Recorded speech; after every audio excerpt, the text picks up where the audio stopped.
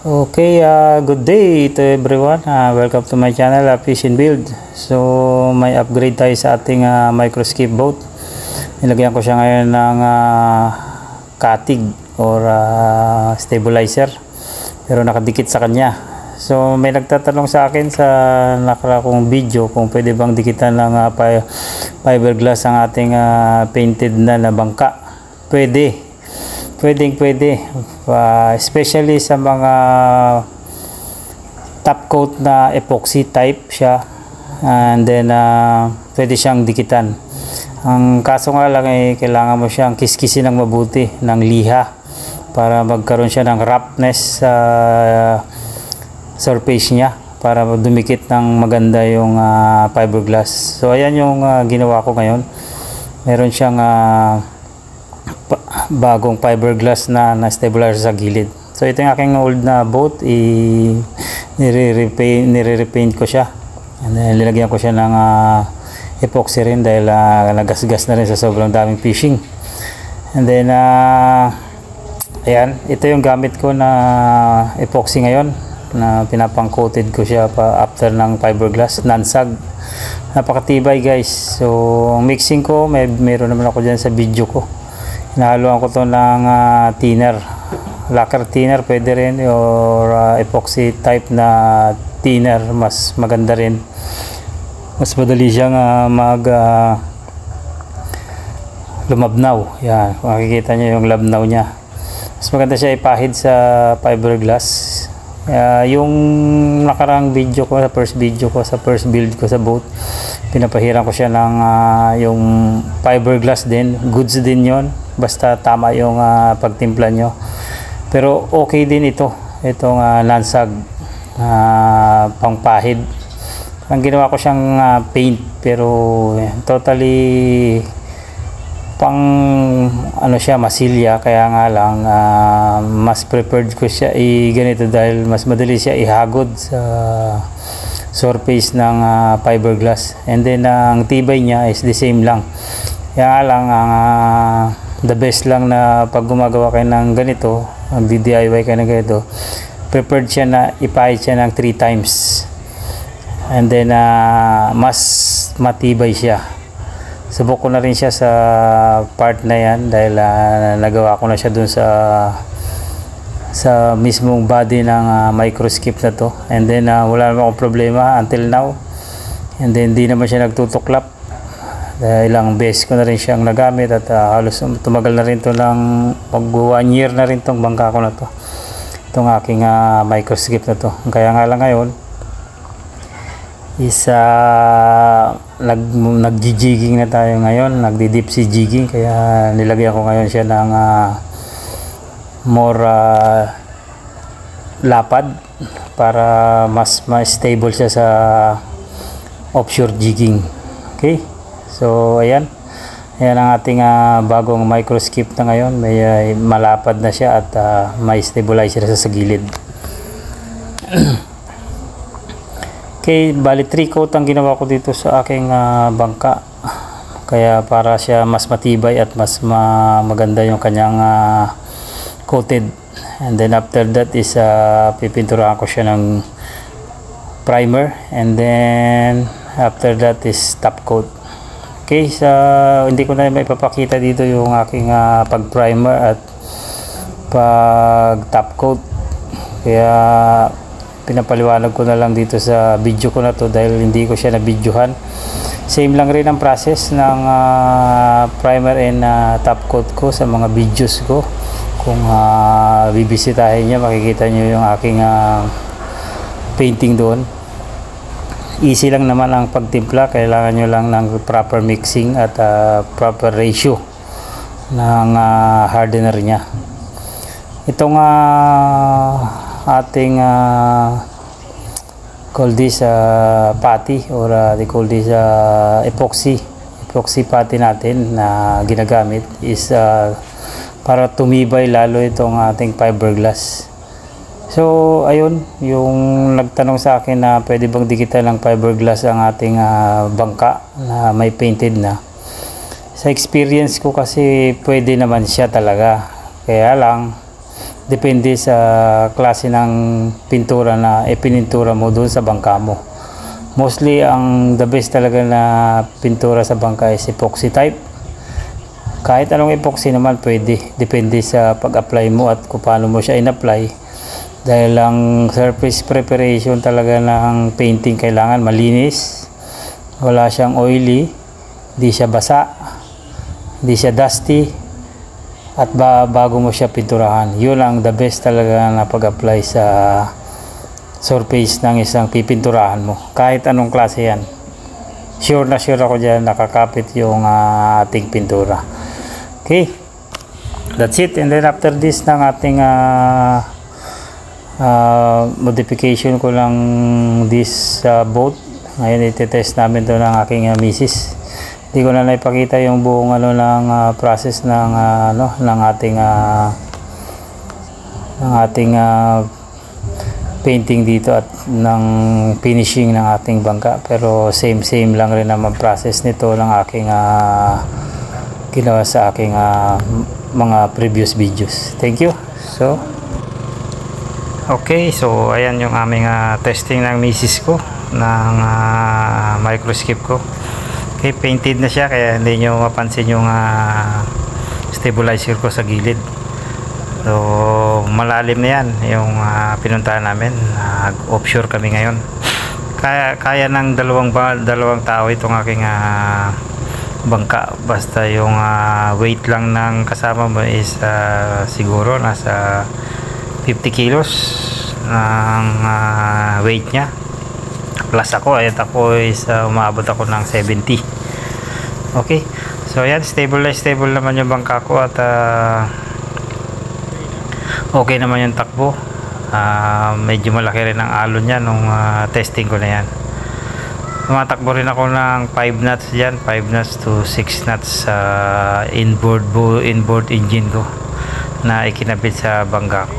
Bali hindi ko na siya ginamitan ngayon ng outboard dahil wala pa akong budget. Pero okay din ang inboard basta nakasetup siya ng mabuti.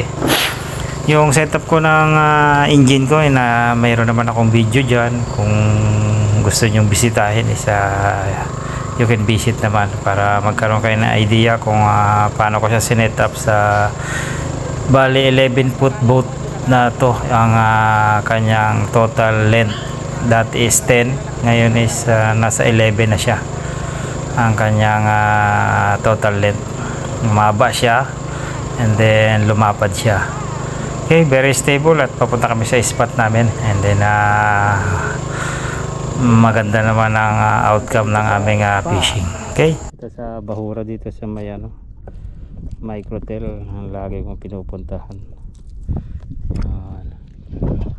Okay, gamit tayo ng lure na parating din tayo dito sa spot na to, sa bangka na to. Ito si Banana Friend, always. Okay, ayan madalas na kinakagatan dito sa area na to.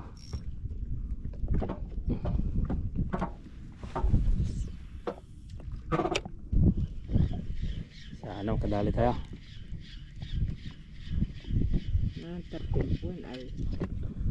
30 minutes ko, 30 minutes. Sana may makuha. Sana makadali tayo. Pero dito sigar, dito yung mga sigar. Wala dito sigar. Alon masyado. Bahura So yung alon. Ba yan? Oo. Siyempre yung alon nasa open sea. Sa open sea siya. Petition din. Ito maliit lang to. Fish on strike. Ito maliit lang lapo siguro. Kawalan niya. Wala pa nga. Lapo. Ay hindi. Unang GT. Nagkahulit pero malaki. GT. Ayan Tiki. Ayan Tiki in the sun. Okay. Bigyan mo ko ng malaki mamaya.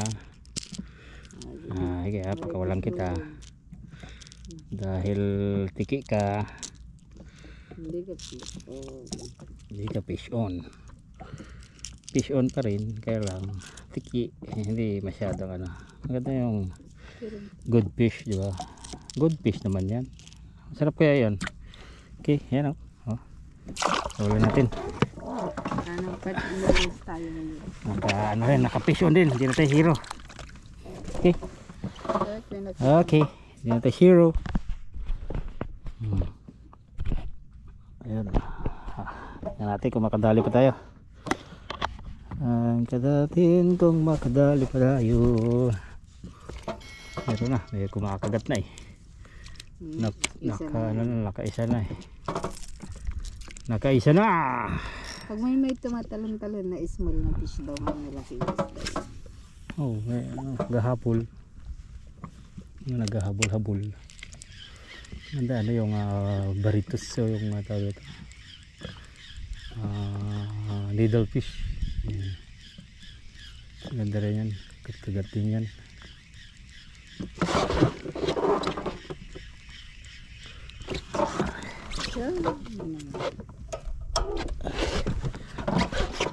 Sa kabila. Dito sila sa kabila. Okay. Isang magandang strike naman. Sabi ng tiki, may nagpapanghuli doon ng isda. Ito din pumunta. Kung ganyan lagi ang kasama mo, huli na naman. Kaya tiki na naman siguro to. Ay, hindi wala. Damo. Ayun, may nag-dive doon. Ayun yung nag-apogita yun yung. Ayan.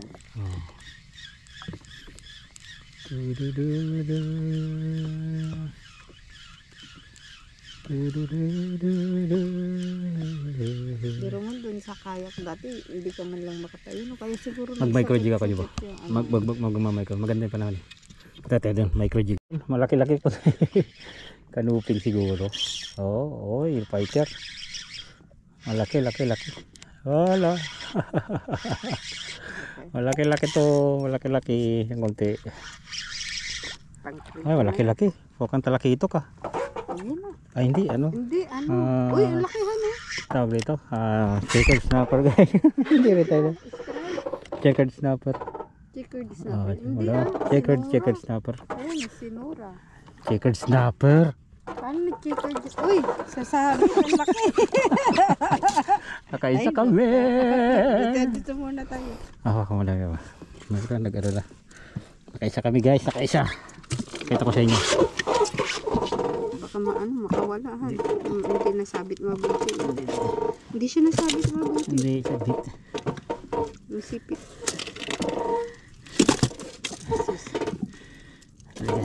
Salit guys.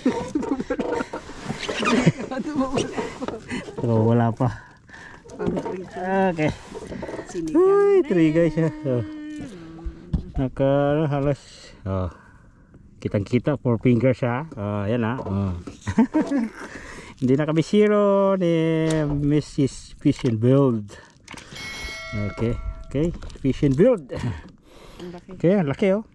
Checkered snapper. Ngayon ako nakahuli dito sa area na to. Dito kalaki. Lalim kasi. Hawak-hawak. Okay, yan oh. Lagay na natin kagad sa yan. Sa ating cooler. Okay, update nga. Okay.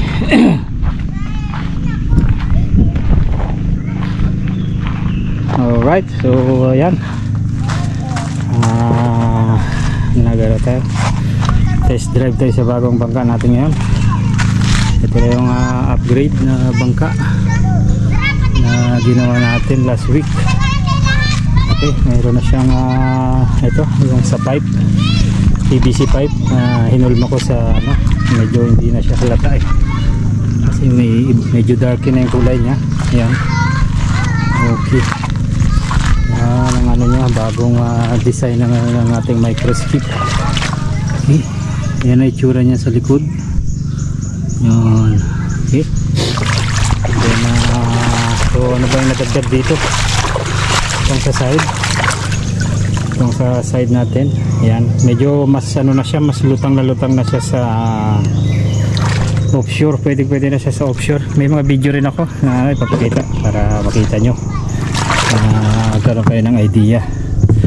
Okay, ano ba nadagdag dito? So ayan, nilipat ko itong aking rod. Ito yung dati yung last video ko. na ginawa. Ang rod holder dito ko rin nilagay. So itong accelerator nya, wala namang nabago. Wire ang nabago dyan. Then reconditioning ng ating all this ng ating makina. Then itong ito bago, itong ating timon. Nakaraan wire. Ngayon full type siya. Yan. Stainless to. Stainless tong ating ginamit natin dito. Okay. Yan, stainless na yung full type siya na ayun. Hihila siya. Yan. Okay. Full type na siya. So fiberglass ito, itong buong ito. Fiberglass. Sinuksok ko lang ito. Matigas naman na itong fiberglass. Sinuksok ko lang siya dito. Nilagay ko ng butas. Kabilaan papunta ng ating yan. Mas maano kasi ang timon ng bangka pag nasa likod yung timon. And then nagkaroon tayo ng bearing dito. Ito. Kita nyo sa video. Yan, bearing. Mas in-stabilize ko itong galaw ng galaw ng ating shop. Okay. Lang. And then ito nadagdag din itong storage ko sa likod. And then wala na. And then the best na nangyari rin is nagkaroon tayo ng huli. Okay. Hey, nakahuli rin kami ng malaki. Ayan o. Okay. Alright o. Laki-laki rin siya. Halos 5 fingers din siya. 4 fingers. Ayan. Okay. And ganun pa rin. Nakaano pa rin siya sa mount pa rin siya sa bangka. Ay sa motor. Pero dito sa atin, shackle lang ito nakalagay dito. And that's it. Ayan bangka natin. Okay. Thank you very much for watching. See you next time. Fishy Build.